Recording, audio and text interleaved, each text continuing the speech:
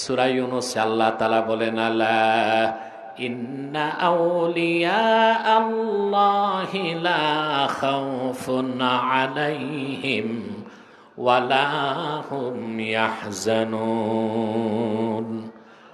সাবধান জেনে রেখো, নিশ্চয়ই যারা আল্লাহর ওলি তাদের কোনো ভয় নাই, তাদের কোনো চিন্তা নাই।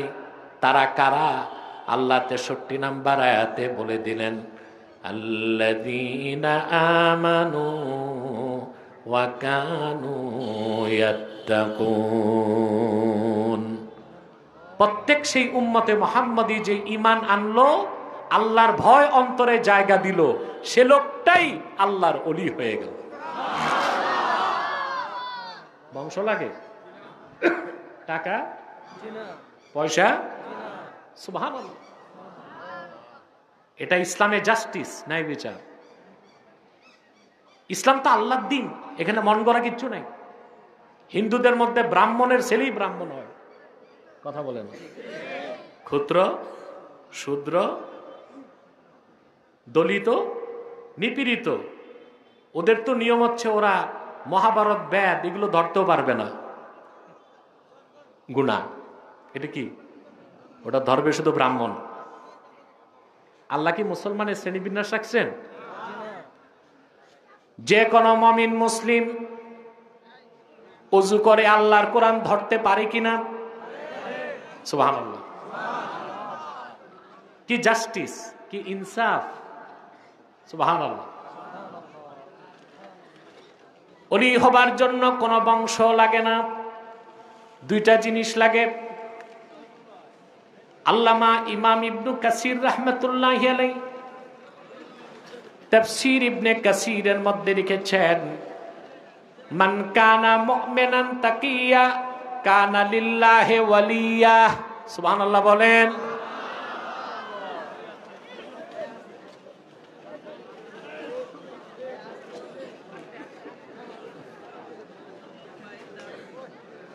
কিচ্ছু নাই, এরা বসার জায়গা নিছে। পিছের কেউ না বুঝে ভাববে বিরিয়ানির পোটলা নিতেছে। এ হাজার হাজার মানুষে কোত্থেকে পোটলা দিবে ওরা? আমার বাচ্চাগুলো কষ্ট করে এই মাহফিলটা করে, এলাকার যুবকরা। আলহামদুলিল্লাহ। এবার মানুষ জায়গা নিবে কই? আল্লাহ ভাইয়ের দানকে কবুল করেন, সকলে বলেন আমিন। করতে হবে, ঈদগায় করতে হবে ভাই, আল্লাহর রাস্তায়। আমার কাছে তো হচ্ছে আল্লাহর কোরআনের জন্য জীবন বিলীন করা। কর্মী যদি আগায়, নেতা পিছে থাকে কেন? জান্নাতে যাওয়ার সম্মানে আদেশ, সকলে বলেন আমিন। ওরা যতটুকু পেরেছে আপনাদের ব্যবস্থা করে দিছে। আজউদ্দিন ভাই 500 টাকা, আল্লাহ ভাইয়ের দানকে কবুল করেন, সকলে বলেন আমিন। উঠলা দরকার নাই ভাই, রুহের খোরাক পাচ্ছে। সুবহানাল্লাহ কোন কে যায় রূহ, এটা কি কম কথা? প্রতি শ্বাসে 10 নেকি পাচ্ছেন, হেঁটে আসছেন প্রতি কদমে 10 নেকি পাইছেন। বাড়ি যাবার আগে যদি মৃত্যু হয়, শহীদের খাতায় নাম উঠবে। মুনাজাতে যখন হাত তুলবেন, সগীরা গুনাহ সব মাফ হয়ে যাবে। আর যদি আমার আল্লাহর কাছে আত্মসমর্পণ করে 2 ফোঁটা চোখের পানি ফেলতে পারেন, কবিরা গুনাহ মাফ হয়ে যাবে। শিশুর মতো নিষ্পাপ হয়ে বাড়িতে ফিরে যেতে পারবে। আর পোটলা লাগবে? আল্লাহ কবুল করুন। বলছিলাম ওলি হইতে বংশ দুইটা জিনিস। মান কানা মুমিনান তাকিয়া কানা লিল্লাহি ওয়ালিয়া। রাসূলুল্লাহর প্রত্যেক সেই উম্মত, কি শ্বেতাঙ্গ কি কৃষ্ণাঙ্গ, কি বাঙালি কি আফগানি কি মার্কিনি, ওর যদি দুইটা জিনিস থাকে, ঈমান আর আল্লাহর ভয়, সেই আল্লাহর ওলি। তা আজকে কিভাবে ওলি হবেন আমরা শিখব তা, ঠিক আছে? আল্লাহ রাব্বুল আলামিন বলেন, ওয়াল্লাযীনা জাহাদু ফীনা লানাহদিয়ান্নাহুম সুবুলানা ওয়া ইন্নাল্লাহা লামাআল মুহসিনিন। আল্লাহ তাআলা বলেন, ওয়াল্লাযীনা জাহাদু ফীনা আই ওয়াল্লাযীনা জাহাদু ফি হাক্কিনা লানাহদিয়ান্নাহুম সুবুলানা আই লানাহদিয়ান্নাহুম তুরুকাল হিদায়াতি ইলাইনা। আমার যে মুমিন বান্দারা আমার স্বার্থে, আমার হকে, আমাকে পেতে, আমার দিনে সাধনা করবে, প্রাণান্তকর প্রচেষ্টা করবে, আমি আল্লাহ আমার কাছে পৌঁছার জন্য সবগুলো পথ তাদেরকে দেখায় দিব। এটাই তো চাই, কথা বলেন। নামাজ পড়ি কাকে পেতে? রোজা রাখি, হজ করি, যাকাত দেই, তাসবিহ পড়ি, আল্লাহকেই তো পেতে। আল্লাহ তাআলা কোরআন কারীমে ওয়াদা করেন, ওয়াল্লাযীনা জাহাদু ফীনা লানাহদিয়ান্নাহুম সুবুলানা। আমি আল্লাহর হকে, আমার স্বার্থে, আমাকে পেতে যারা প্রাণান্তকর প্রচেষ্টা করে, আমি আল্লাহ আমার কাছে পৌঁছার জন্য সবগুলো পথ তাদেরকে দেখায় দিব। ওয়া ইন্নাল্লাহা লামাআল মুহসিনিন। আর নিশ্চয়ই মুহসিন বান্দাদের সাথে আল্লাহ আছেন। সুবহানাল্লাহ বলবেন। এখানে আল্লাহ বলেন নাই ওয়া ইন্নাল্লাহা লামাআল মুমিনিন, ওয়া ইন্নাল্লাহা লামাআল মুসলিমিন, ওয়া ইন্নাল্লাহা লামাআল আবিদিন। এখানে এই কথাগুলো বলেন নাই। বলেছেন যারা আল্লাহকে পাওয়ার জন্য সাধনা করবে, প্রচেষ্টা ব্যয় করবে, আল্লাহর হকে, আল্লাহর স্বার্থে, আল্লাহর দ্বীনের জন্য, আল্লাহ বলেন আমি তাদেরকে আমার কাছে পৌঁছার সব পথ দেখায় দিব। তারা আমার মহসিন বান্দা। মহসিন বান্দাদের সাথে নিশ্চয় আল্লাহ আছে। মহসিন মানে আপনি আল্লাহর মুকাররাব বান্দা, আপনি আল্লাহর নৈকট্যপ্রাপ্ত বান্দা হয়ে গেছেন, বলেন সুবহানাল্লাহ। এর জন্য লাগবে কি টাকা, ডলার, ইয়েন, পাউন্ড? মুজাহাদা। কি লাগবে? এই মুজাহাদা কি? জাহাদা ইউজাহিদু। মুজাহাদা হচ্ছে আল্লাহর সন্তুষ্টির জন্য আল্লাহর দ্বীনের পথে প্রাণান্তকর প্রচেষ্টা। শুধু প্রচেষ্টা না, সর্বাত্মক প্রচেষ্টা। জাহদুন বা জুহদুন এর অর্থ তাকাত, কুওয়াত, অর্থাৎ আল্লাহর দ্বীনের পথে সর্বাত্মক শক্তি ব্যয় করা, সর্বাত্মক চেষ্টা করা, এটার নাম মুজাহাদা। এই মুজাহাদার মাধ্যমেই মানুষ মহসিন বান্দা হতে পারে, আল্লাহর নৈকট্য পেতে পারে, বলেন সুবহানাল্লাহ। ব্যাখ্যা লাগবে না? কথা বলেন। ঘুমাচ্ছেন? শীত লাগতেছে বলে? আমার লাগতেছে। আমি জানি না যে সড়কের পূর্ব পাশে গরম, পশ্চিম পাশে ঠান্ডা, বাতাস খোলামেলা, তো এই জন্য আমার মনে একটু আপনাদের নাতিশীতোষ্ণ ভাব লাগতেছে না? আপনারা মজায় আছেন, আমি তো উপরে বসছি, ঠান্ডা লাগতেছে। ঘুমাচ্ছেন না তো? দেখি একটু টেস্ট করব। কে কে ঘুমান? হাত উঠান।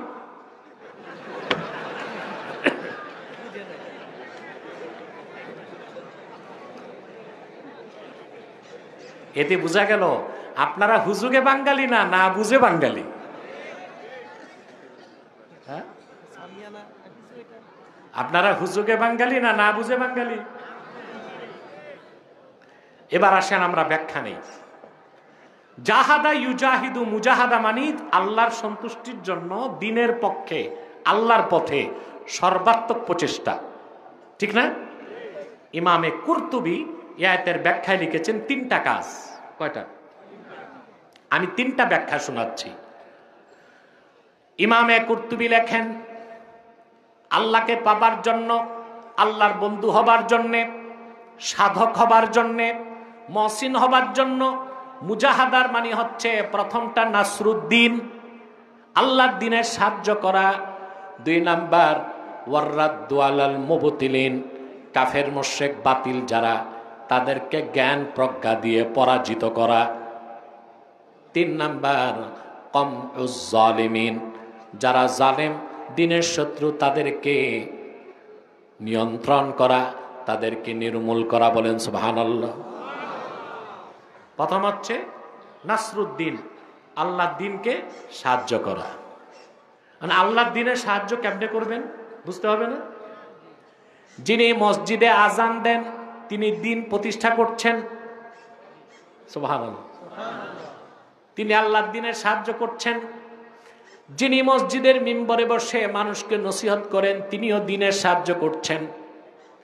যিনি মাদ্রাসায় হাদিস পড়াচ্ছেন তিনিও দ্বীনের সাহায্য করছেন। যিনি বিভিন্ন মঞ্চে মানুষকে দ্বীনের দাওয়াত দিচ্ছেন তিনি দ্বীনের সাহায্য করছেন। আবার যিনি আল্লাহর দ্বীন প্রতিষ্ঠার জন্য জানমাল দিয়ে ময়দানে জিহাদে ঝাঁপায় পড়লেন তিনি সবচেয়ে বেশি আল্লাহর দ্বীনের সাহায্য করছেন। যে আজান দেয় সেও দ্বীনের সাহায্য করছে। তবে আজানটা দিতে হবে ইখলাসের সাথে। কিসের সাথে? রাগ করেন না, বাংলাদেশে অধিকাংশ মসজিদে ফজরের আজান হয় ওযু ছাড়া। ওযু ছাড়া মুয়াজ্জিন উঠে দেরিতে, আর ওযু করলে দেরি হবে, কমিটি তো ধরবে আজান দেরি হয়েছে কেন, তো ওযু ছাড়াই আজান দেয়। ওযু ছাড়া আজান দিলে জায়েজ আছে, কিন্তু যেই এলাকায় নিয়মিত ওযু ছাড়া আজান হয় ওই এলাকায় বালা মুসিবত আসে। দেখে ওযু ছাড়া আজান দেওয়া উচিত? ওযুর সাথে আজান দিতে হবে, ইখলাসের সাথে আজান। হাদিস সাক্ষ্য দেয় কোন মুমিন যদি এক নাগারে 7 বছর আল্লাহর সন্তুষ্টির জন্য আজান দিয়া মানুষকে নামাজের জন্য ডাকে, কাল কিয়ামতের দিন তার চেহারা থেকে নূর বের হবে আর তার গলাটা গর্দানটা সবার চুচা হবে। সুবহানাল্লাহ। আমার দেশে বড় মৌলবি হইলে আর আজান দেয় না, ঠেকায় পড়লেও আজান দেয় না, মনে করে এটা শুধু মুয়াজ্জিনের কাজ। মুয়াজ্জিন অসুস্থ আছে তা আপনি আগে আসছেন, আপনি আজান দিয়ে দেন। কথা বলেন, আজান দেওয়া সওয়াবের কাজ না? যে আজান দিয়ে প্রতিদিন 5 বার মানুষকে ডাকছে সেও একামতে দ্বীনের কাজ করছে, সেও দ্বীনের সাহায্য করছে। যিনি হাদিস পড়াচ্ছেন মানুষকে তিনিও দ্বীনের সাহায্য করছেন। যিনি মসজিদের মিম্বরে মানুষকে নসিহত করছেন তিনিও দ্বীনের সাহায্য করছেন। যিনি পাবলিক প্লেসে মঞ্চে মানুষকে কোরআন হাদিস শোনাচ্ছেন তিনিও দ্বীনের সাহায্য করছেন। এই মুজাহাদার চূড়ান্ত রূপ হচ্ছে আল্লাহর দ্বীন কায়েমের জন্য জান মাল নিয়ে জিহাদের ময়দানে ঝাঁপিয়ে পড়া। চূড়ান্তটা কি? জিহাদ ফি সাবিলিল্লাহ। জিহাদ বিশ্বাস করেন? ইসলাম কিন্তু 3টা পন্থা স্বীকৃতি দেয়। কয়টা? শিথিল পন্থা, মধ্যপন্থা, চরমপন্থা। সুবহানাল্লাহ বলবেন।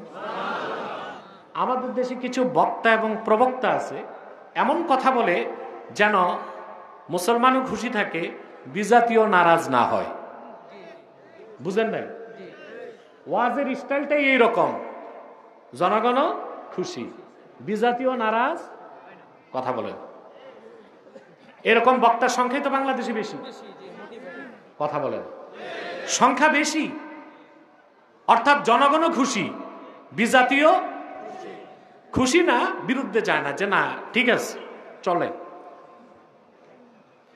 এইসব বক্তারা প্রচার করে ইসলামে চরমপন্থা নাই। ইসলাম 3টা পন্থা দিয়েছে। দ্বীনের দাওয়াত হবে শিথিল পন্থায়, শরীয়তের বিধানের ক্ষেত্রে মধ্যপন্থা, কাফের মুশরিক বেঈমানের বিরুদ্ধে হবে চরমপন্থা। সুবহানাল্লাহ। কটা পন্থা? সব জায়গায় কিন্তু 3 পন্থা আছে। আপনি মনে করেন মিছিল বের করছেন, পুলিশ এসে বাধা দিবে না? কথা বলেন। প্রথম দিবে ব্যারিকেড, এটা হচ্ছে শিথিল পন্থা, রেড লাইন। ভাই সব লাফালাফি ওইখানে করেন, ব্যারিকেড, জনগণ ব্যারিকেড ভেঙে ফেলছে, পুলিশ যাবে মধ্যপন্থায়, তখন আর বাঁশির ফুতে মধ্যপন্থা মানে লাঠিচার্জ। দেখলো না সমানে সমান, পুলিশ তখন চরমপন্থা, গুলি করবে। তো 3টা পন্থা আছে কিনা? ডাক্তারের কাছে যাবেন, কানের ডাক্তার, সে ট্রিটমেন্ট করবে শিথিল পন্থায়। কান হচ্ছে খুব সেন্সিটিভ, আস্তে আস্তে। ঠিক দাঁতের ডাক্তার চরমপন্থা, ইনজেকশন দেখলে এখন আমি ভয় পাই, এইরকম ইনজেকশন। তারপর দাঁত যে বের করে সারাশির মতো। দাঁতের ডাক্তার যদি কানের ডাক্তারের পন্থা নেয়, কিয়ামত তক দাঁত বের করা যাবে? কথা বলেন। তো কানের ডাক্তার শিথিল পন্থা, দাঁতের ডাক্তার চরম পন্থা। শুধু ইসলাম প্রতিষ্ঠার ক্ষেত্রে আন্দোলন, মিছিল, মিটিং আর জিহাদের কথা বললে চরমপন্থার সন্ত্রাস বলো, গণতন্ত্র প্রতিষ্ঠার সময় তো চরমপন্থা গ্রহণ করো তোমরা। 5ই আগস্ট যে দেশ স্বাধীন করছেন, শিথিল পন্থায় না মধ্যপন্থায় না চরমপন্থা? শুধু চরম না, খুব চরম। যারা বিপ্লবী এরা এক্সট্রিমিস্ট, চরমপন্থী। চরমপন্থা ছাড়া মধুর কথা দিয়া দুনিয়ার কোথাও বিপ্লব সফল হয় না। যারা বিপ্লব করছে, এটা বিপ্লব না, এটা অভ্যুত্থান ছিল। কি ছিল? বিপ্লব ভিন্ন জিনিস। বাংলার মাটিতে বিপ্লব হয় নাই, আরেকবার হবে সামনে, ওটা আল কোরআনের পক্ষে ইনশাআল্লাহ। এটা যেটা হয়েছে এটা অভ্যুত্থান। এটা কি? রেভুলেশন, অভ্যুত্থান, এটা ভিন্ন জিনিস। আর বিপ্লব অন্য জিনিস। এটার ব্যাখ্যা আমার লেকচারে আছে, দেখে নিয়েন। তা আপনারা খেয়াল করেন, চরমপন্থা লাগছে না? পুলিশ গুলি করছে, ছাত্র জনতা অসহায় অবস্থায় যা যা যা পাইছে হাতে, জুতা, স্যান্ডেল, ইট, পাটকেল, দোনোদিকে রক্তপাত হয়েছে। চরমপন্থা ছিল কি না? তাহলে গণতন্ত্র প্রতিষ্ঠায় চরমপন্থা জায়েজ, আর ইসলামের স্বার্থ রক্ষায় চরমপন্থা সন্ত্রাস। এই ভাওতাবাজি বাংলাদেশে চলবে না।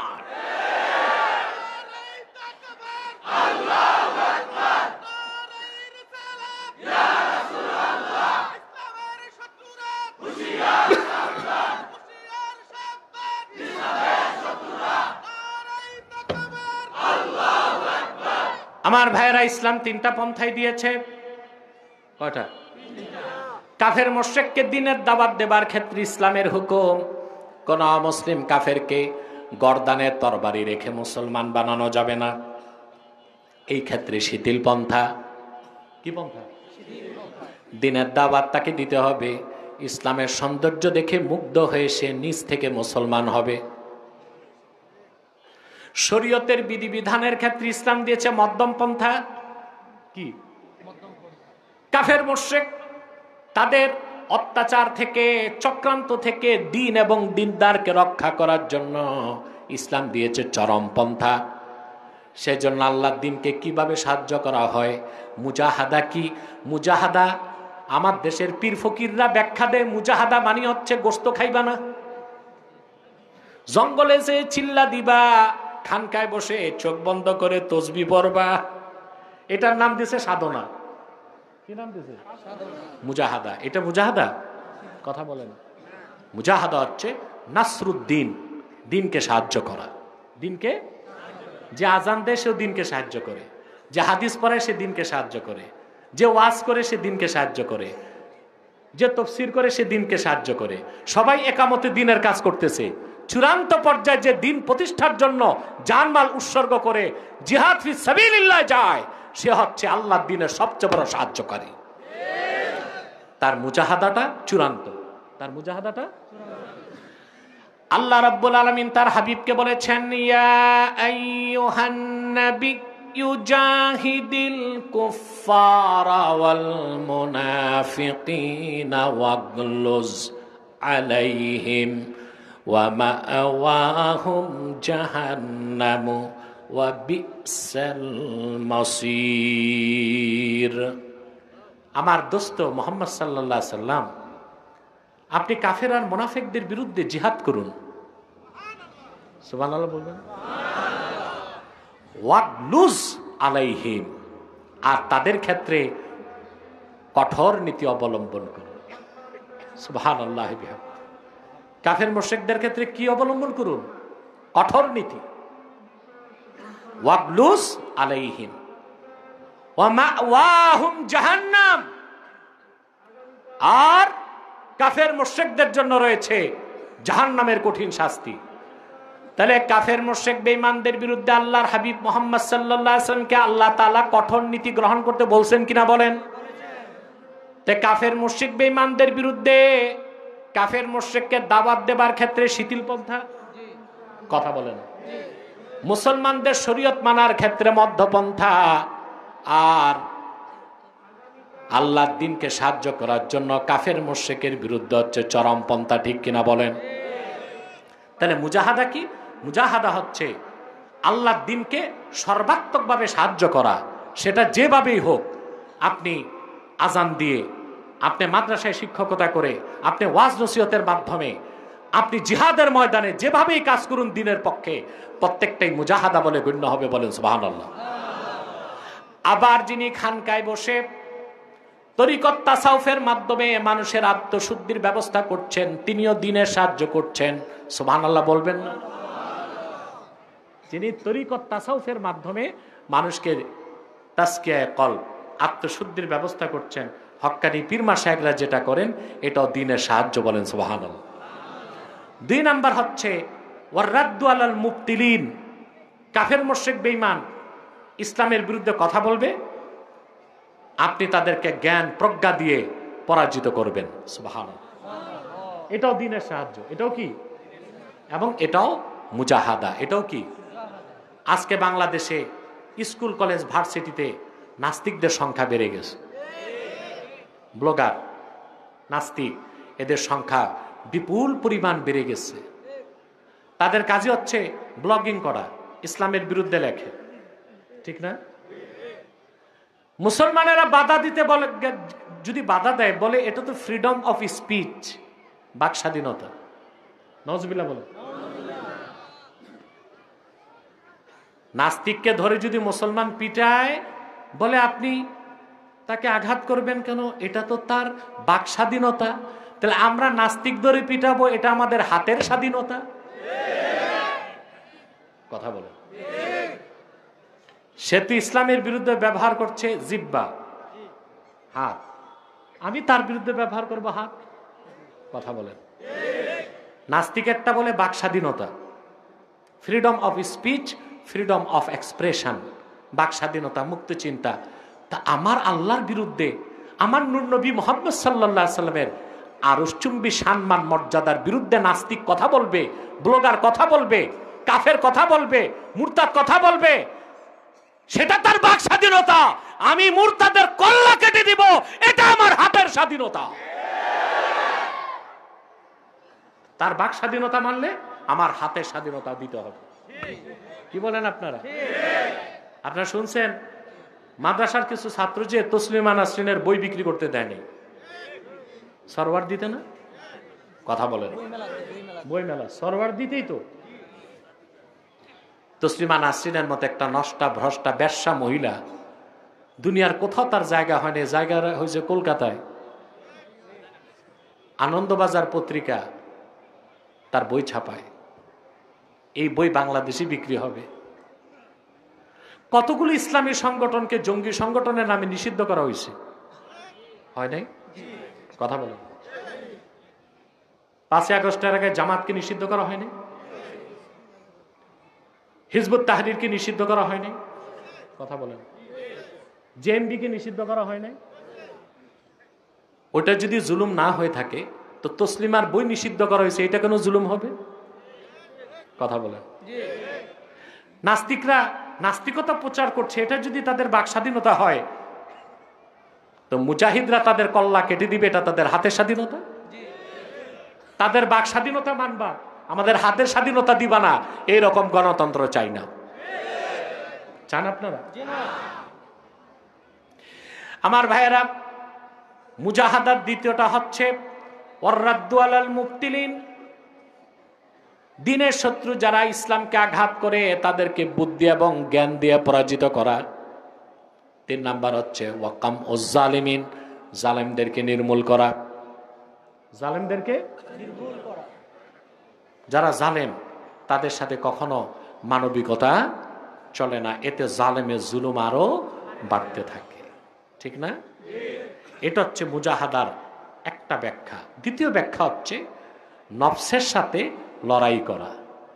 নফসের সাথে। প্রত্যেকটা হারাম কাজ মানুষের খুব মন চায়। মদ খেতে মন চায়, কেন মদ খাই না? কার ভয়তে? লড়াই করলেন কিসের সাথে? মনের সাথে, ঠিক না?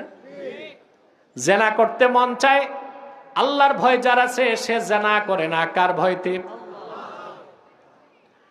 দাগাবাজি, চাঁদাবাজি, টেন্ডারবাজি, ফাও খাইতে মন চায়, ঠিক না? বাংলাদেশের মানুষ ফাও খেতে খুব পছন্দ করে। এই যে দেখেন না, যারা অটো থেকে চাঁদা নেয়, আছে না এখন? বাসের থেকে চাঁদা, ট্রাক থেকে চাঁদা। আল্লাহ জানে কিছুদিন পর লাশ নিয়ে কবরস্থানে আসবে, বলবে ট্যাক্স দিয়া যাও। এটা শুধু বাকি আছে, এটা শুধু, এটাও চলে। এখন বিয়ে করলেও চাঁদা দিতে হয়, গেটে আটকায় শালাশালীরা।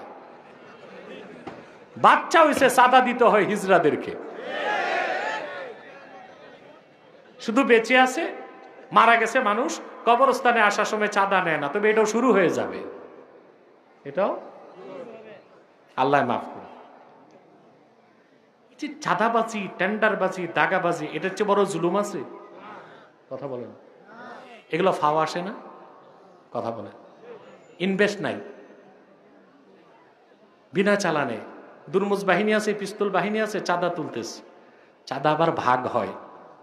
10,000 টাকা তুলে ছাতি নেতা, 7,000 দেয় পাতি নেতা, 3,000 পায় বড় নেতা। এই চেইন সিস্টেমে চাঁদা চলতেছে বাংলাদেশ। কোন সরকারের পক্ষে চাঁদা বন্ধ সম্ভব নয়, জনগণের পক্ষে সম্ভব। পুলিশ প্রশাসন চাঁদাবাজি বন্ধ করতে পারবে না।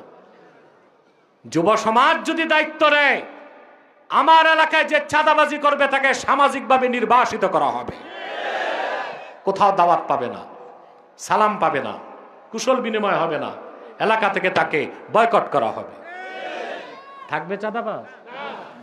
চাঁদাবাজ টেন্ডারবাজকে তো বড় সালামটা দেন, ভাই কেমন আছেন, কথা তাও মাথা সোজা না, ভাই যে ভাই কেমন আছেন, মাথাটা 45 ইঞ্চি বাঁকা করে একটা সালাম দেয়। চাঁদাবাজ মনে করে আমি তো ভালো আছি, সম্মানও আছে, পয়সাও আছে, ফাও টাকা। মদ খেতে মন চায়, মমিন খায় না, কার ভয়তে? জুয়া খেলতে মন চায়, মমিন খেলে না, কার ভয়তে? শীতের প্রচন্ড রাতে উঠতে মন চায় না, ঠান্ডা পানি দিয়া ফজরে মসজিদে নামাজ পড়তে যায়, কার ভয়তে? মমিন। এই সব হচ্ছে নফসের সঙ্গে লড়াই।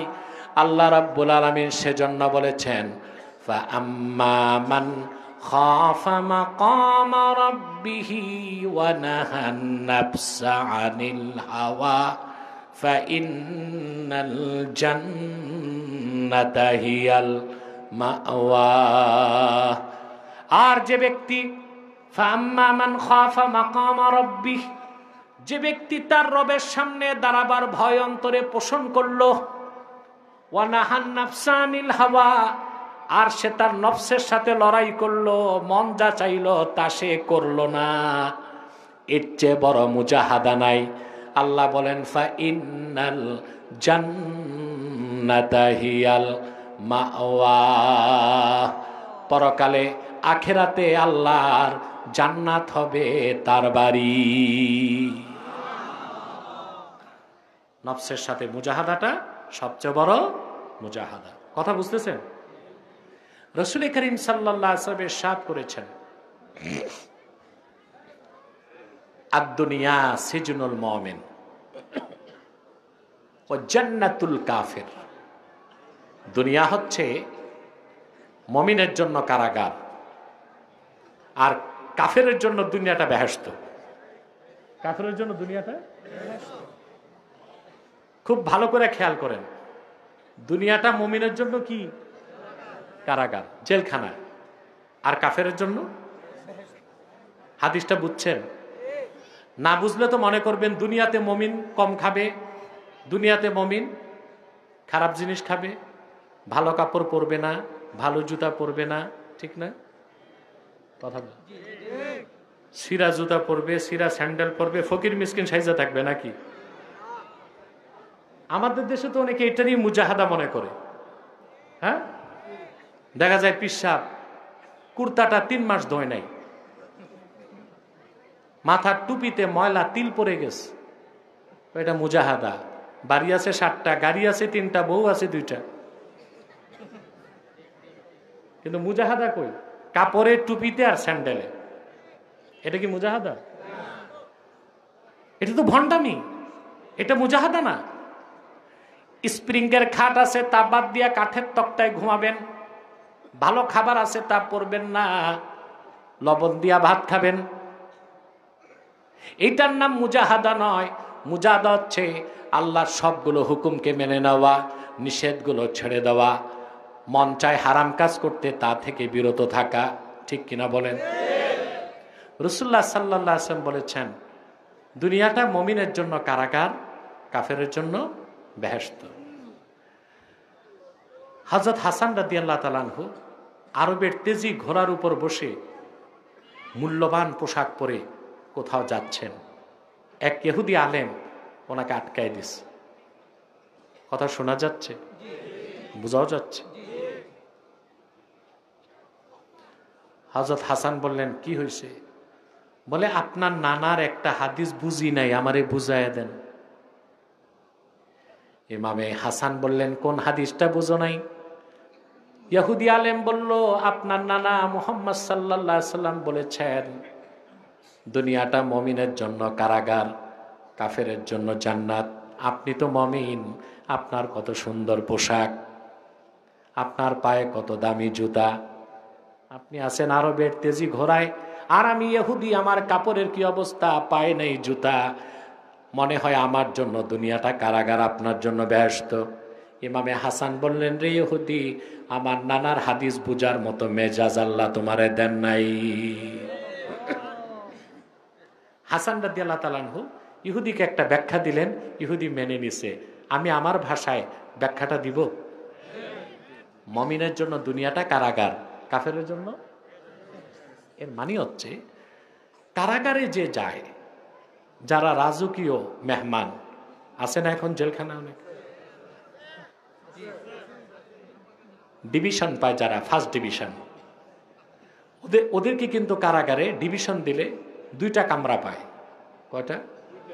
একটায় থাকে, একটা হচ্ছে মেহমানদের জন্য, টেলিভিশন থাকে, 4টা পত্রিকা পায়, যা খেতে চায় জেল কোড অনুযায়ী তাই খাবার দেয় তাকে। সাথে আবার সেবক থাকে 2 জন, খাবার দেয় 1 জন, কাপড় ধোয় 1 জন। কথা বুঝতেছে? এই যে জেলখানায় থাকে, এই যে জেলখানায় থাকে, যে লোকটা ডিভিশন পাইছে, কথা বুঝতেছেন?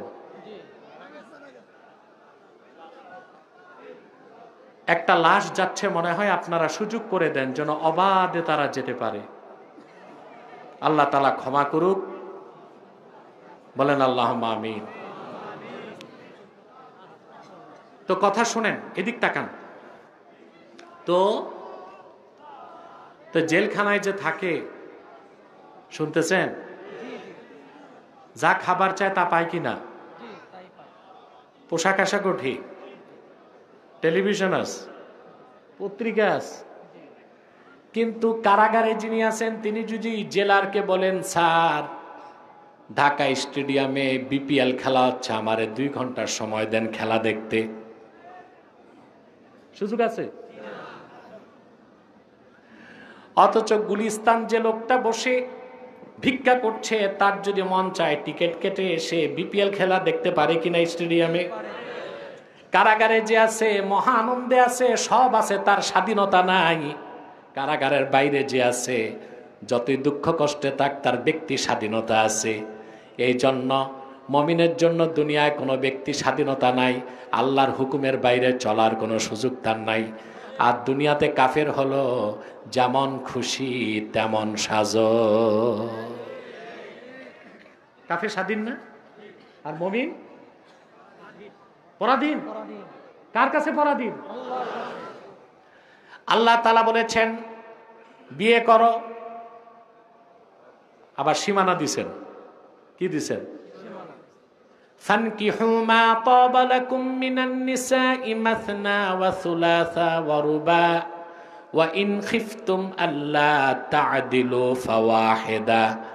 আল্লাহ বলেছেন তোমরা তোমাদের পছন্দের মেয়েদেরকে বিয়ে করো, 2টা 3টা 4টা পারলে লাগলে, আর যদি মনে করো ইনসাফ করতে পারবা না তাইলে সবাইরে বলতে হবে। 4 বিয়ে করা সুন্নত, এটা কোনো কিতাবে নাই। 4 বিয়ের অনুমোদন আছে। কি আছে? তো আমি মনে করি সাবকন্টিনেন্টের যারা এইদিকে, এদের একটা বিয়ে করা, একটা বিয়ে করাই উচিত। আল্লাহ তাআলা বিয়ের অনুমতি দিলেন কয়টা? 5টা করার সুযোগ। সীমানা আছে কিনা? কাফের মুশরিকের কোনো সীমানা নাই, যত খুশি। কিসের আবার বিয়ে? আল্লাহ বলেছেন কুলু ওয়াশরাবু, খাও এবং পান করো। মুমিনকে আরেক জায়গায় বর্ডার দিয়ে দিচ্ছেন, কুলু মিম্মা ফিল আরদে হালালান তাইয়্যিবা, যা খুশি তা খাওয়া যাবে না, যা হালাল তা খাও, যা হালাল তা পান করো। কাফের মুশরিকের কোনো বর্ডার নাই, যা মন চায় তাই খাও। এই জন্য তারা গরু ছাগল ভেড়া বকরিও খায়, কুত্তা শুয়োরও, ওর তো কোনো নাই, বর্ডার। আহা, আমি বিদেশে দেখছি থাইল্যান্ডে চাইনিজদের হোটেলের সামনে দিয়ে হাঁটা যায় না, এত দুর্গন্ধ। ওটার ভিতরে কুকুর রান্না হচ্ছে, শূকর রান্না হচ্ছে। থাইল্যান্ডে স্ট্রিট ফুড যেগুলো, ওখানে অনেক সময় দেখা যায় জ্যান্ত সাপ, ওরা যাচ্ছে কেটে রক্ত দিচ্ছে, ওরা পান করতেছে। মুসলমানরা 10 লাখ টাকা দিল, 1 টুকরা শুকরের গোশত খাবে? সীমানা আছে। পৃথিবীতে মুমিন স্বাধীন না পরাধীন? কার কাছে পরাধীন? আর কাফের স্বাধীন, যেমন খুশি তেমন স্বাধীন। স্কুলে দেখছেন না বাল্যকালে একটা ইভেন্ট থাকছিল, ইভেন্ট যেমন খুশি। স্যারেরা টাইম দিছে 6 ঘন্টা খেলো।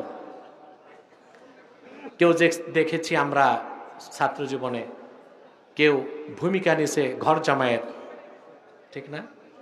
কেউ পঞ্চায়েতের মাতব্বরের, কেউ শিক্ষকের, কেউ ঘটকের, ঠিক না? যেমন খুশি তেমন সাজো। সুযোগ দেওয়া হয়েছে। কি দেওয়া হয়েছে? সুযোগ দেওয়া হয়েছে।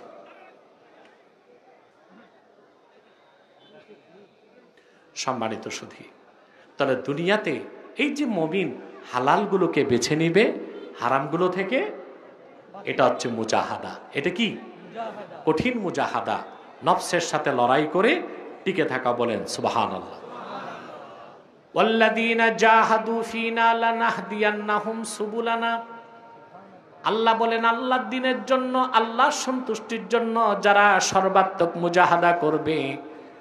3 নাম্বার ব্যাখ্যা হচ্ছে, ইমামে কুরতুবী তাফসীর কুরতুবীর মধ্যে লিখেছেন, মাসালুস সুন্নাতি ফিদ দুনিয়া কামাসালিল জান্নাতি ফিল উকবা, ফামান দাখালাল জান্নাতা ফিল উকবা ফাকাদ সালিমা ওয়া মান আখাযা সুন্নাতা ফিদ দুনিয়া ওয়া কাযালিকা মান আখাযা সুন্নাতা ফিদ দুনিয়া ফাকাদ সালিমা। এই পৃথিবীতে আল্লাহর হাবিবের সুন্নতগুলো হচ্ছে আখেরাতে জান্নাতের মতো। আখেরাতে যে একবার জান্নাতে ঢুকবে সে যেমন নিরাপদ হয়ে যাবে, এই দুনিয়ায় আল্লাহর হাবিবের সুন্নতকে যে আঁকড়ায় ধরবে সে নিরাপদ হয়ে যাবে। রাসূল করিম সাল্লাল্লাহু আলাইহি সাল্লামের সুন্নত মোতাবেক চলার থেকে বড় কোনো বুজুর্গি নাই, বড় কোনো সাধনা নাই, বড় কোনো মুজাহাদা নাই। অনেক সুফি দরবেশকে দেখা যায় 6 মাস গোশত খায় না। এটা কি মুজাহাদা? কথা বলেন। গোশত খাওয়া কি সুন্নাত? আল্লাহর হাবিব ইরশাদ করেছেন, খায়রুত তাআমি ফিদ দুনিয়া ওয়াল আখিরাতিল লাহমু। দুনিয়া ও আখিরাতে সর্বশ্রেষ্ঠ খাদ্য হচ্ছে গোশত। সুবহানাল্লাহ। এই জন্য মাঝে মধ্যে কম কম গোশত খাওয়া সুন্নাহ, আবার প্রতিদিন বেশি বেশি খাওয়া বেদাত। একদম গোশত খাবেন না, শরীর দুর্বল হয়ে যাবে। কি বলেন? আবার যদি প্রতিদিন খান তাহলে আপনার অন্তর শক্ত হয়ে যাবে। ইমাম শাফি বলেছেন, ইন্নাল লাহমা ইউসাক্কিলুল কলবা, প্রচুর গোশত খেলে অন্তর শক্ত হয়ে যায়, তখন চোখে আর আল্লাহর ভয়তে পানি আসে না। তাহলে একেবারে গোশত খাওয়া বাদ দেওয়াও সুন্নতের খেলাফ, আবার বেশি বেশি খাওয়াও বেদাত। তাহলে সুন্নত মোতাবেক চলার থেকে বড় কোনো মুজাহাদা আর নাই। সুবহানাল্লাহ বলবেন না? এই মুজাহাদার মাধ্যমে আপনি যখন চূড়ান্ত স্তরে চলে যাবেন, আপনি আল্লাহর মহসিন বান্দা হয়ে যাবেন। আর যে ব্যক্তি আল্লাহর মহসিন বান্দা হয়ে গেল, আল্লাহ দুনিয়াতে তারে 4টা জিনিস দিবেন, আখেরাতে 1টা দিবেন। আমার সাথে গণেন, দুনিয়াতে কয়টা দিবেন? কাকে? মহসিনকে। মহসিনকে যে মুজাহাদা করবে, কাকে পাওয়ার জন্য? দিনের জন্য, আল্লাহ সন্তুষ্টির জন্য, দিনের জন্য। যে ব্যক্তি মুজাহাদা করবে, নফসের সাথে লড়াই করে যে হালালের উপর থাকবে আল্লাহ সন্তুষ্টির জন্য।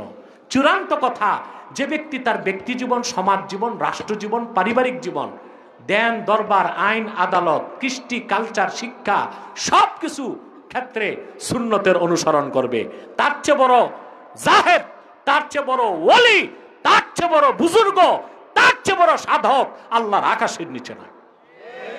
সে আল্লাহর মহসিন বান্দা। দুনিয়া আল্লাহ কয়টা জিনিস দিবেন? আখেরাতে? আমার সাথে হাত তুলে গণেন। দুনিয়াতে আল্লাহ তার মহসিন বান্দাকে দিবেন প্রথমে ইজ্জত, কুওয়াত, নুসরাত, রাহমাত। আখেরাতে দিবেন জান্নাত। দুনিয়াতে কয়টা?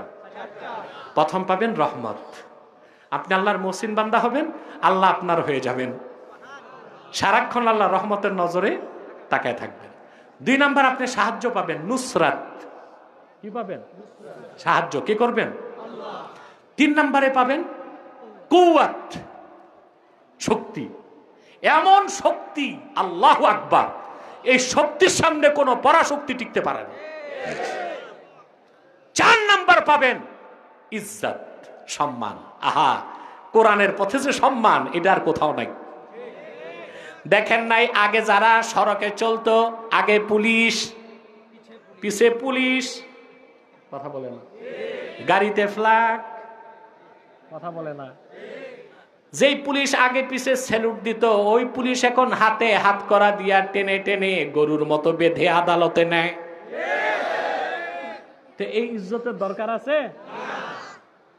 আল্লাহ দিনের পথে আল্লাহ যে ইজ্জত দেন, সেই ইজ্জত কোনোদিন আল্লাহ কেড়ে নেন না, বরং দিন দিন ইজ্জত বাড়ায় দিতে থাকেন। যদি আপনি আল্লাহর হন, আল্লাহ আপনার হয়ে যাবেন, আপনি আল্লাহর মহসিন বান্দা হবেন। দুনিয়াতে আল্লাহ 4টা জিনিস আপনাকে দিবেন। রাহমাত, মুখস্থ করেন, রাহমাত, নুসরাত, কুওয়াত, ইজ্জত। আখেরাতে জোরে বলেন সুবহানাল্লাহ। যখন আপনি দুনিয়াতে 4টা জিনিস পাবেন, ইজ্জত, রহমত, কুওয়াত আর নুসরাত, তখন আপনাকে আল্লাহর গুনার কাজ করতে দিবেন না। আপনি গুনাহ করতে চাইবেন, আল্লাহ আপনাকে বাঁচায় দিবেন। আউলিয়া একরাম বলেন, আল্লাহর মহসিন বান্দা রাতের বেলা যদি তাহাজ্জুদ পড়তে ভুলে যায়, ঘুমায় থাকে, ফেরেশতা তারে কানের মধ্যে ডাক দিয়ে উঠায় দিবে। আল্লাহর মহসিন বান্দা ঘুমায় আছে, অসুস্থ, ফজর নামাজ কাজা হয়ে যাবে, হঠাৎ তার কানে আজান ভেসে আসবে। ঘুম থেকে উঠে দেখবে মসজিদে আজান হয় নাই। আজান শুনলাম কোত্থেকে? আউলিয়া একরাম বলে, বাইতুল মামুরের আজান আল্লাহ তারে শোনায় দেন। মিয়া, আপনি আল্লাহর হন, আল্লাহ আপনার হয়ে যাবে। বলেন সুবহানাল্লাহ। গুনার কাজ আল্লাহ করতে, আল্লাহ নিজে আপনাকে গুনার থেকে বাঁচাবেন। সুবহানাল্লাহ। এই ব্যাপারে আমি একটা দৃষ্টান্ত আপনাদেরকে কোরআন কারীম থেকে দিচ্ছি। হযরত ইউসুফ আলাইহিস সালামের নাম শুনছেন না? সুন্দর ছিল না? কেমন সুন্দর! তার সৌন্দর্যে মুগ্ধ হয়ে জুলাইখার সঙ্গী সাথীরা আঙ্গুল কাটছে না? কথা বলেন। অনুপম সুন্দর, মারাত্মক সুন্দর। সুবহানাল্লাহ। জুলাইখার সঙ্গী সাথীরা যখন ইউসুফকে দেখছে, দেখে বললো এটা তো মানুষ না, এ তো ফেরেশতা। সুবহানাল্লাহ, এটা কি? আল্লাহর হাবিব ইরশাদ করেছেন, মেরাজের রাতে আমি যখন চতুর্থ আসমানে গেলাম, সুবহানাল্লাহ, ইউসুফকে দেখলাম, আমার মনে হলো কদ উতিয়া শাতরাল হুসনে, দুনিয়ার অর্ধেক সৌন্দর্য যেন আল্লাহ ইউসুফকে দিছেন। তবে মুসলমান মনে রেখো, আমরা যার উম্মত, আল্লাহর আখিরি নবী মুহাম্মদ মুস্তাফা সাল্লাল্লাহু আলাইহি ওয়াসাল্লাম, ওনাকে আল্লাহ যে সৌন্দর্য ১৫০০ বছর আগে দিয়েছেন, ওই রকম সৌন্দর্য পূর্বের কোনো নবীকে দেন নাই, ইউসুফকেও দেন নাই। আমার নূর নবীজি কত বেশি সুন্দর ছিলেন, ইউসুফের সৌন্দর্য দেখে জুলাইখার সঙ্গী সাথীরা মোটে আঙ্গুল কাটছে, আর রাসূলুল্লাহর সৌন্দর্যে মুগ্ধ হয়ে, ভালোবাসায় মুগ্ধ হয়ে আমিরে হামজা, খাব্বাব, খোবায়ের, হানজালা তারা কল্লা কেটেছেন। আম্মা জানা আয়েশা বলেন, সুয়ুতি রাহমাতুল্লাহ খাসাইস কুবরায় নকল করেন, জুলাইখার সঙ্গী সাথীরা ইউসুফের সৌন্দর্যে বিমুগ্ধ হয়ে আঙ্গুল কেটেছে। ওয়াল্লাহি লাউ রাআইনা জাবিনাহু সাল্লাল্লাহু আলাইহি ওয়াসাল্লাম, আল্লাহর কসম, জুলাইখার সঙ্গী সাথীরা যদি মুহাম্মদ সাল্লাল্লাহু আলাইহি সাল্লামের নূরের কপালটা একবার দেখতো, আঙ্গুল নয়, আঙ্গুল নয়, তারা তাদের কলিজা কেটে টুকরা টুকরা করে দিত।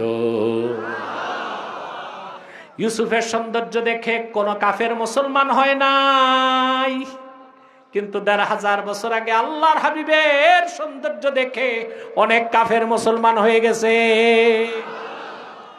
আল্লামা ইবনুল কাইয়্যিম জওজি জাদুল মাআদের মধ্যে হাদিস এনেছেন, হুনাইনের যুদ্ধে কাফের অবস্থায় গিয়েছিলেন সাইবা ইবনু ওসমান। তিনি মুসলমান হবার পরে বলেন, আমি ধীরে ধীরে আগাতে লাগলাম আল্লাহর হাবিবকে আঘাত করার জন্য, শহীদ করার জন্য। যখন আমি সামনে গেলাম, আমার হাত থেকে তরবারি পড়ে গেছে। রাসূলুল্লাহ নূরের চেহারা, নূরের চমক দেখে আমার হাতের তরবারি পড়ে গেছে। আল্লাহর হাবিব কত বেশি সুন্দর ছিলেন।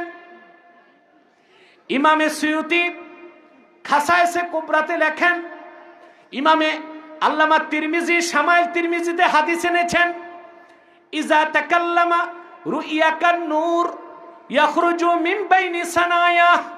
আল্লাহর হাবিব যখন কথা বলতেন, বেহেশতি হাসি হাসতেন। রাসূলুল্লাহ যখন বেহেশতি হাসি হাসতেন কথা বলার সময়, আল্লাহ রসুলের 2 দাঁতের মাঝখান দিয়া নূর বেরিয়ে যেত। সহিহ বুখারী 2য় খণ্ড 910 পৃষ্ঠার হাদিস। আনাস ইবনে মালিক রাদিয়াল্লাহু তাআলা আনহু বর্ণনা করেন, আল্লাহর হাবিব সাল্লাল্লাহু আলাইহি সাল্লামকে একদিন দেখলাম মুনাজাতে আল্লাহর হাবিব 2টা হাত তুলছেন, আমি রাসূলুল্লাহর 2টা বগল দেখলাম। আনাস বিন মালিক বলেন, রাসূলুল্লাহ যখন মুনাজাতে হাত তুলছেন, এত উপরে হাত তুলছেন, হাত্তা রাআইতু বায়াদা ইবতাইহে, আমি আল্লাহর হাবিবের 2 বগলের নূরের চমক দেখতে পেলাম। সুবহানাল্লাহ, রাসূল করিম সাল্লাল্লাহু আলাইহি সাল্লামকে আল্লাহ ১৫০০ বছর আগে যে জামাল, সৌন্দর্য দিয়েছিলেন, পূর্বের কোন নবীকে তাদের নয়। ইউসুফ সুন্দর ছিল, আমাদের হিসেবে অনেক সুন্দর, তার যুগের মানুষ হিসেবে অনেক সুন্দর। তো ওনার প্রেমে পড়ে গেছে। যে বাড়িতে থাকতেন তিনি আজিজে মিস্র, আজিজে মিস্রের স্ত্রী। জানেন না আপনারা? আরে ভাই, ইউসুফ জুলাইখার কাহিনী আমি বলবো না, আমি কোরআন শরীফ থেকে বুঝাচ্ছি যতটুকু আপনার বুঝের জন্য দরকার। এখন মহিলা মানুষ তো কোনোভাবেই দেখছে ইউসুফকে ফাঁসাইতে পারে না। ইউসুফকে একদিন প্রাসাদের খাস কামরায় নিয়ে গেছে, নিয়ে বাইরে সবগুলো দরজায় তালা লাগাই দিয়েছে, আর পোশাক খুলে ফেলছে। ইউসুফ আলাইহিস সালামের বয়স তখন 40 হয় নাই, ভরা যৌবন। জুলাইখা সামনে এসে বলতেছে, আল্লাহ কোরআন শরীফে বলেন, وراودته التي هو في بيتها عن نفسه وغلقت الأبواب وقالت هيت لك قال معاذ الله إنه ইন্নাহু রাব্বি আহসানা মাথওয়াই ইন্নাহু লা ইউফলিহুজ জালিমুন। সুবহানাল্লাহ কইবেন। কষ্ট হচ্ছে না ভালো লাগে? মজা লাগে? মুমিনের, মুনাফিকের? মৌমাছি বুঝে মধুর কি স্বাদ, তেলাপোকা কি বুঝবে? এই জন্য মৌমাছি দৌড়ায় মৌচাকে, তেলাপোকা যায় ডাস্টবিনে। ঠিক না তো? ঠিক মতো কইলা না। আল্লাহ পাক বলেন, ইউসুফ যে ঘরে থাকতেন ওই ঘরের মহিলাটি তার প্রতি আসক্ত হয়ে গেল। আর মহিলাটার নাম কি ছিল? জুলাইখা। আল্লাহ কোরআনে নাম নিলেন না কেন? কথা বলেন। কোরআন শরীফে জুলাইখার নাম আছে? নাই। কেন? কোরআন শরীফে ফেরাউনের নাম আছে, আসিয়ার নাম নাই। ফেরাউন ছিল কাফের, তার নামটা আসছে। আসিয়া ছিল মুমিনা, তার নামটা। আল্লাহ বলেছেন ইমরাতু ফেরাউন, তার মানে আল্লাহ চান নারীদের নামটা গোপন থাক। কি থাক? আর আমরা নারীদের নাম প্রকাশ করি। প্রকাশ শুধু? এখন তো মহিলারা মেম্বরি সেরেমনিতে দাঁড়ায়, বিশাল পোস্টার হয়। কথা বলে না? হ্যাঁ। তারপরে নামও থাকে, ছবিও থাকে বিশাল। তারপরে লেখা থাকে কুতকুতি বেগমকে কুত্তা মার্কায় ভোট দেন। আফসোস, এটা কি নারীদের কাজ? পত্রিকায় দেখলাম এক মহিলা দাঁড়িয়েছে মেম্বারিতে, তো মহিলা গেছে গণসংযোগে রাতের বেলা, সাথে সব পুরুষ। রাতে ফিরার পথে পুরুষরা মেম্বার মহিলার সর্বনাশ করত। এগুলো পাশের আগে বাস। আফসোস, কি দরকার? মহিলাদেরকে ঘরেই সুন্দর মানায়। একটা কবিতা পড়ছেন না বাল্যকালে? বনেরা বনে সুন্দর, শিশুরা মাতৃক্রোড়ে। আমি এখানে একটা লাইন যোগ করি, বনেরা বনে সুন্দর, শিশুরা মাতৃক্রোড়ে, সতীসাধ্যী নারীরা স্বামীর গৃহে। কেমন হয় এটা? আমার কথা তো আর বইতে আসবে না, আপনারা মনে রাখলেই হবে। বনেরা বনে সুন্দর, শিশুরা মাতৃক্রোড়ে, আর সতীসাধ্যী নারীরা স্বামীর গৃহে। আল্লাহ মহিলাদের নাম নেন নাই, শুধু মারিয়ামের নাম নিছেন। কেন? দরকার হয়েছে না?